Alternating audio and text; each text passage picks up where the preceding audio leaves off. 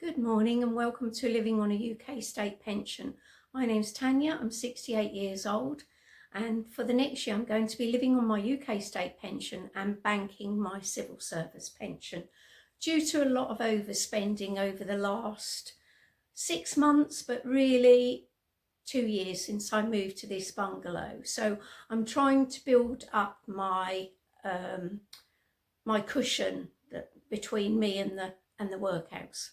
Only joking, but no, it is, I do need to do it seriously. Anyway, this is part 2 of getting back to basics on our budget. And although we covered water the other day, I just want to go over the bare essentials again because I've found some other information out about things in the UK in particular. Obviously, send for everything you can from your water company that helps you use less water. But also, I found out that quite a big proportion of my water charges is called fixed charges. So I spoke to them a little while ago and I said to them, is there a way of bringing these fixed charges down? And they said, yes, if you use less water. So obviously it brings down your fixed charges, but it also brings down your wastewater charges as well, because not only are you paying for clean water to come in, you're then paying for wastewater to leave your house. So using less has now 3 things attached to it, that if you reduce your usage, you're going to bring 3 parts of your bill down automatically. And with the threat of it going up by 20% in April. Oh, I do apologise. I've come in from Aquasize and I've literally downed a cup of coffee at a rate of knots. Anyway, sorry for that. I also found out, because she actually asked me a question when I was talking to her. She said, do you mind me asking how old you are? So I told her, 68. And she said, are you on any kind of benefits? So I said, no. So she said, well, to be honest, I'm going to send you a link. She said, because you might fall into this other category. So I said, okay then. So she sent me the link and I had a look through it. And if you're not on benefits, the other thing you can claim for is, with Affinity Water, it's called lift tariff. Right? Lower income something or another. Financial tariff? Lower income financial tariff? I don't know. But all water companies, I would imagine, have this tariff and there's a ceiling to it.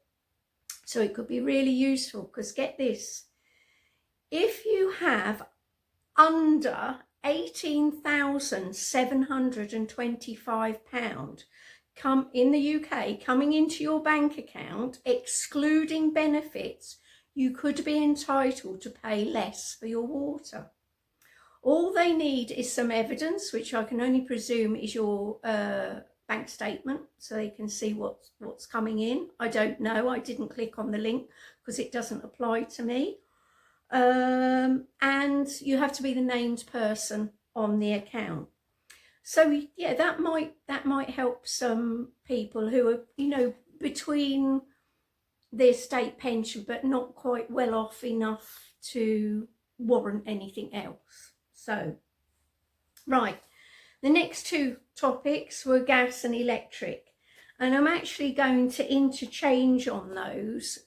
Sorry, I keep looking down, but I've written bits and pieces all over the place. So as I think about them, I have to write age, I have to write it down, otherwise it goes off the end sort of thing. So gas and electric, obviously if you're trying to heat anything using gas or electric, gas being the cheaper out of the 2 commodities, they're expensive to heat your home. Gas being the cheaper, electric can be very expensive. And I think there are some special tariffs for electric only homes now from the government, so worth checking that out. Make sure you've got no drafts, all the usual stuff, your doors, your windows, you've got curtains at your your doors and your windows if necessary, if they aren't, you know, particularly new. One thing I do in my house, and you might be able to see it when I show you, is I've got this. If it hasn't come out on camera, I'll film it separately, but I think I may catch it on camera. It is insulated. It won't go back down now. I'll have to lift it up both ends to put it back down.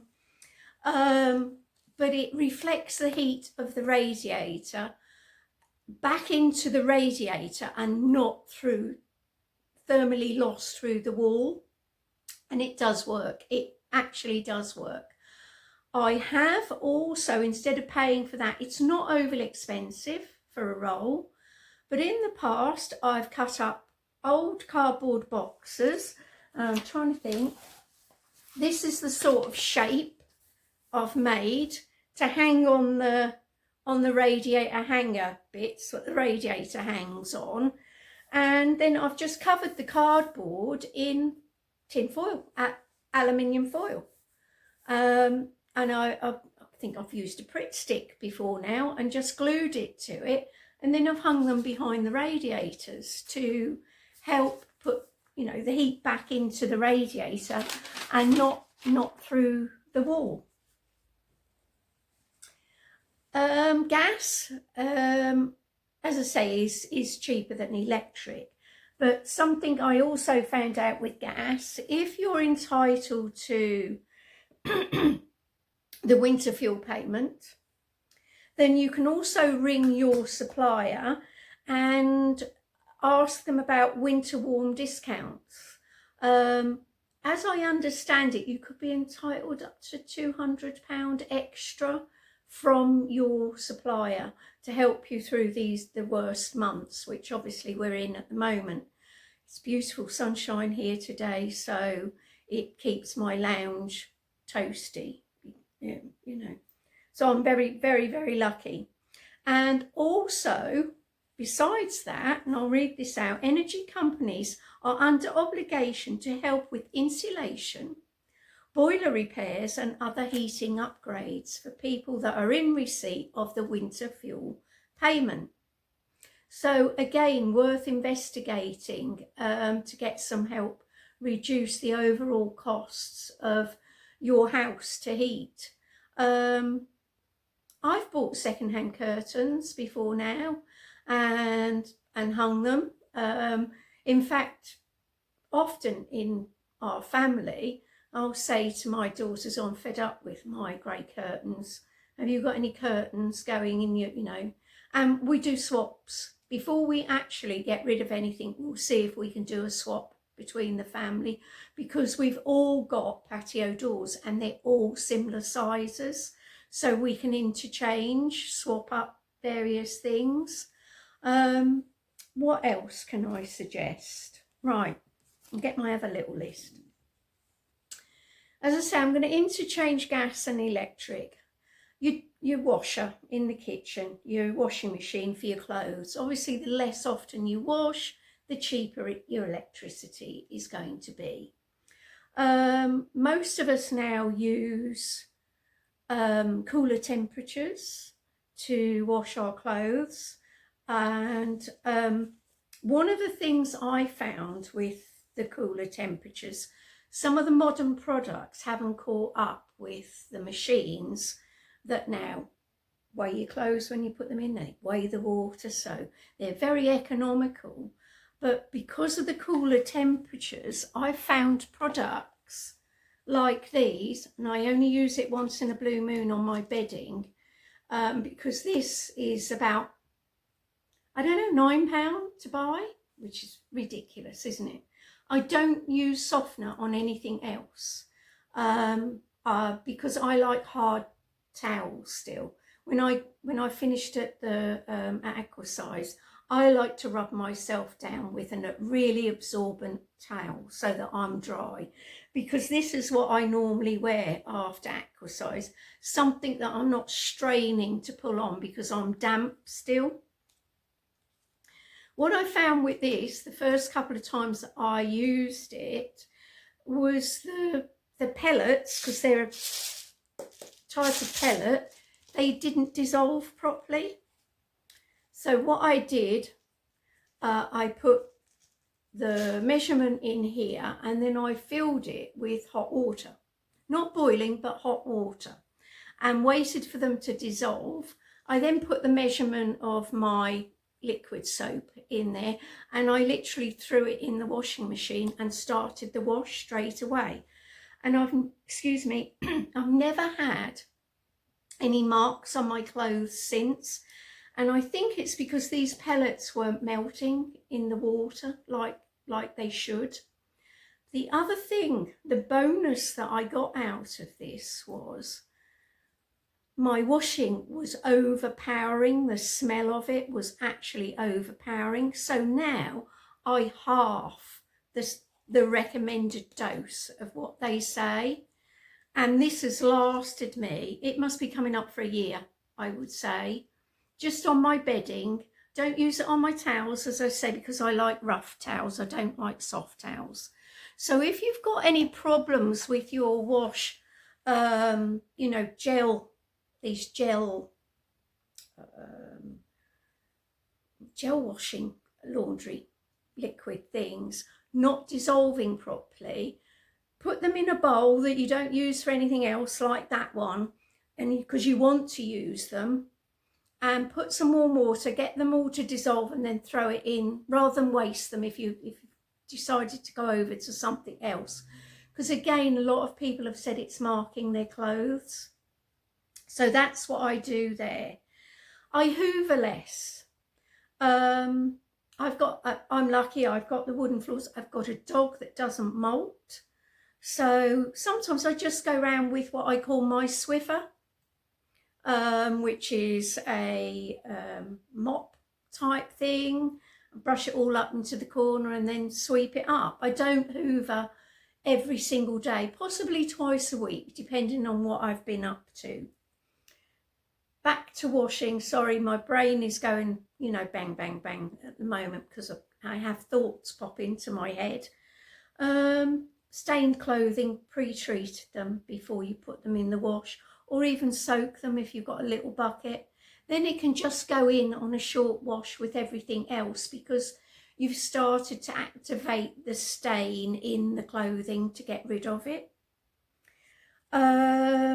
And yeah, because I mean, we've found that high temperatures actually will set a stain. Lower temperatures are better for getting rid of a stain. For anything greasy, I tend to use a drop of fairy liquid. You know, your washing up liquid, that is designed to deal with grease. I use a bit of that, give it a good rub together, and then I'll throw it in the wash. Trying to think, anything else, just put in a mild solution of whatever you're going to use in the washing machine to start lifting the stain out. Microwave is still, believe it or not, the most economic way for heating something up quickly. This has been proved on more than one occasion with the Good Housekeeping Institute. Yeah, I think that's what it's called. We have quite a few programs here in the UK that where the things they're trying to test, microwave versus, they did one recently, microwave versus air fryer. The microwave still came out on top, but of course the air fryer cooks the nearest to what your oven would produce, but in a much shorter space of time. So a baked potato out of the microwave is nothing like a baked potato out of an oven or an air fryer, because you've still got that little bit of crispiness on the outside. So yeah, that's all I can think of. Drying clothes. I've never ever in my entire life, and I've had a tumble dryer since 2007. Well, the latest one I've had since 2007.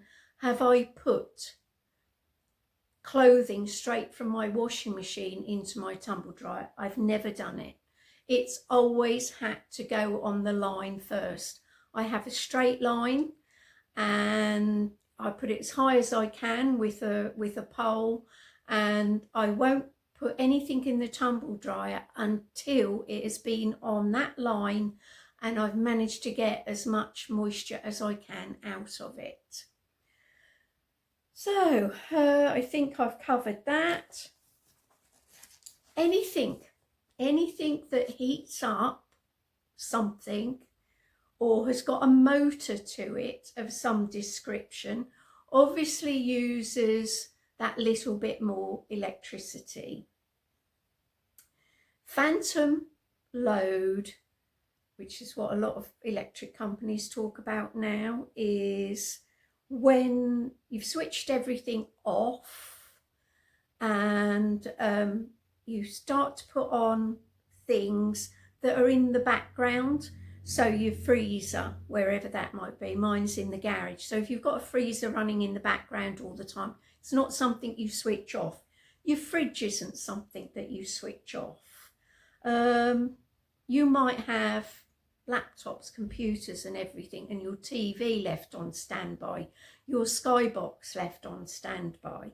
This is all going to increase your phantom load.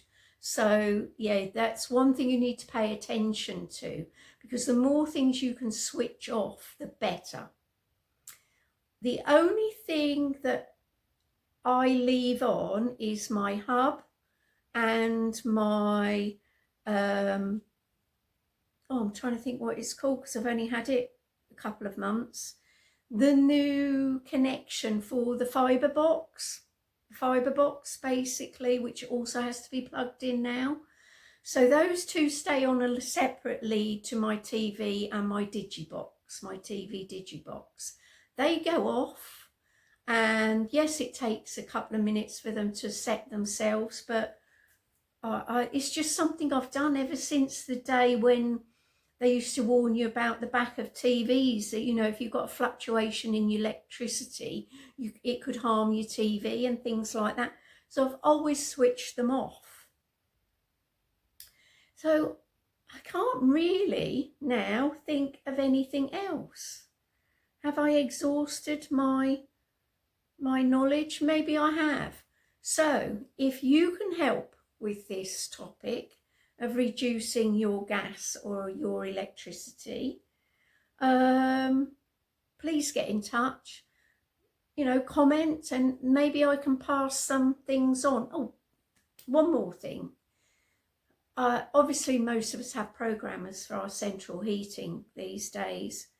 Mine is programmed to come on an hour in the morning and an hour in the evening. Now that's not me being a cheapskate.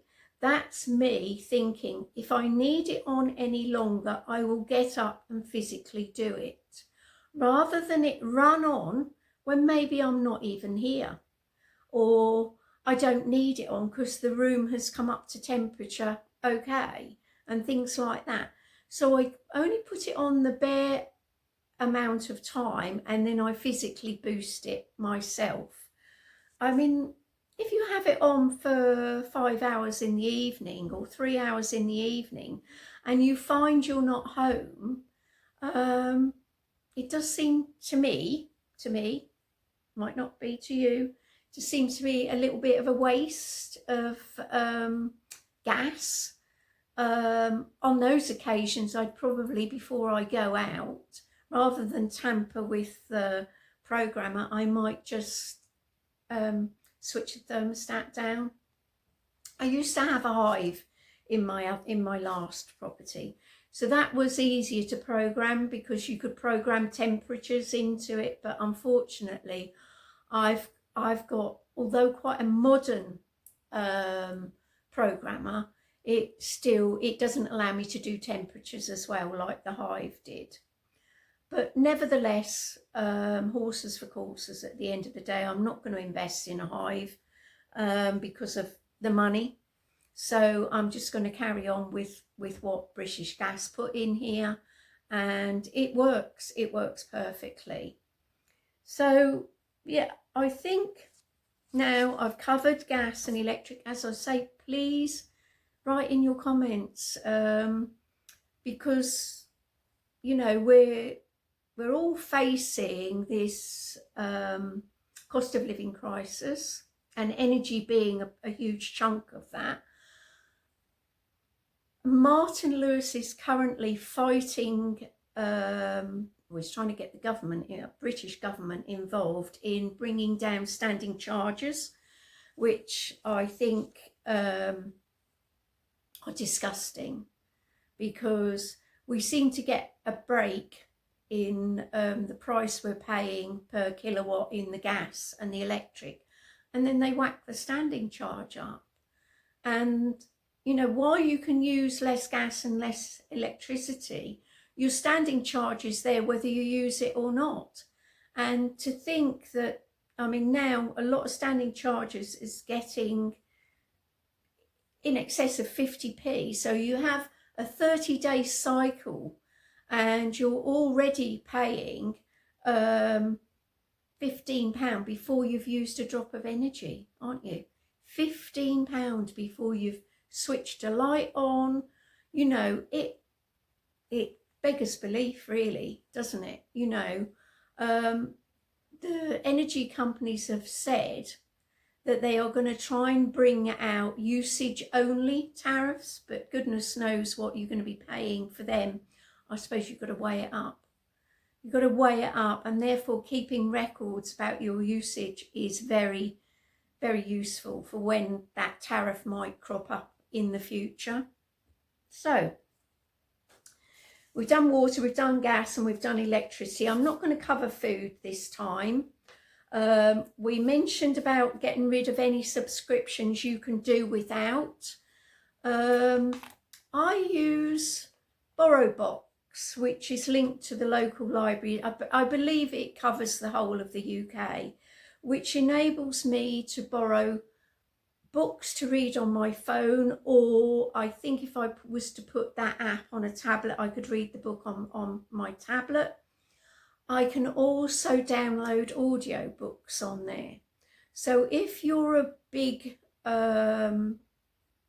user of audio books or books that you read, I don't know if it's compatible with Kindle. That's the only thing, but I would imagine it is with a tablet. You can listen to stuff and read stuff for free on those devices from the library. And what's more, you can order stuff in advance as well, and you get an email and they just tell you this is now ready to download. I love it. I love it because one of the features on the audio book thing is I can be listening to it in bed, and I can set the sleep button on it, and it allows me to listen to it, but it will switch itself off in 10 minutes time, because sometimes I just need that drone in the background to get me off to sleep. Having been a shift worker all my life, I find that I have got to relax, basically, because for many years after I retired, my body was still on the same shift pattern, because I've been on that shift pattern, which was an 8-week cycle, for years and years and years. And I'd be waking up when we'd be on nights, because I'd been used to being on a night shift and things like that. So sometimes, yes, I have to resort to putting my earphones in and listening to an audio book and putting the timer on, so that, when I feel my eyes getting heavy, I can drift off to sleep and not worry about this going on and on and on. And of course, when that shuts down, my phone will shut down automatically as well. So that's that. Just again, check your bank account for any old direct debits that are still there and you could be paying them unnecessarily. Watch other frugal channels, it's always worthwhile. And get yourself a budget book and start writing down everything in your bank account. Examine it.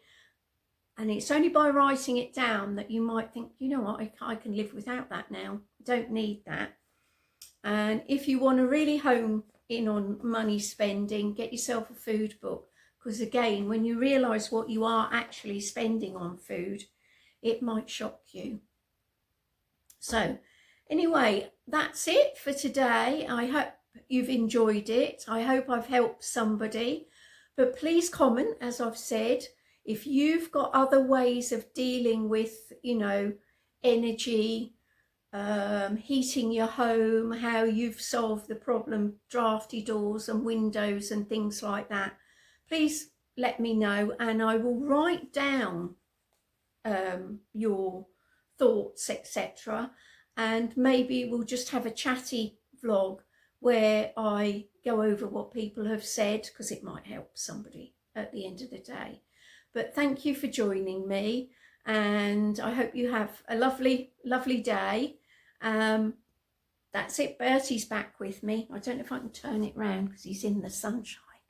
He's in the sunshine, look. There he is. There he is, sunbathing. Thanks for joining me. Bye-bye. Only me. I forgot to mention that there was a Channel 4 programme just before Christmas with Denise Van Alten called Heat Your Home for Less. Got, yeah, quite a few tips and ideas on heating your home, obviously for less money. One of them that was interesting, well, a couple of things actually, was the new throw idea, where you buy an electric throw. It actually works out at, I think they said 3p an hour to heat yourself on a sofa using a throw. So that might be ideal for homes where one of you likes it cooler than the other person, so you can have the background temperature slightly lower and give the person with the cold bones the throw to warm them up. So yeah, that was really interesting. And the other interesting thing it was that a hot water bottle costs more than an electric blanket, because to heat the water in the kettle, the electricity is so intense for that short space of time that it actually costs more to heat that water up than it does you going into your bedroom an hour before you go into bed and flicking on the, you know, the electric blanket. And of course, the temperature of the bed doesn't get anything like the temperature of a kettle. I'm sorry I keep fiddling with my hair. It's due to be cut on Wednesday and I can't wait. And after I've been swimming, it goes, despite putting conditioner on it, it goes fluffy. I like my hair when it's dirty. It's more controllable. And of course, the last thing which I didn't mention, air fryers. Air fryers are huge now. The price has come down so much and they are worth their weight in gold. I mean, if you're going to use your main oven, fill it. Absolutely fill it to capacity. If you can make do just putting your air fryer on for something, then obviously it's a ton cheaper than putting your main electric oven on. So I'm hoping that's it. I'm hoping I don't get any more thoughts and I can actually finish this video. I'm sorry. I hope I haven't rambled on too much. It's just that I really do want to help some people out there that may be struggling, you know, to bring the bills down. We're all on the same path, but we're approaching it from different angles. That's what I'd like to think. So thanks for watching. Bye-bye.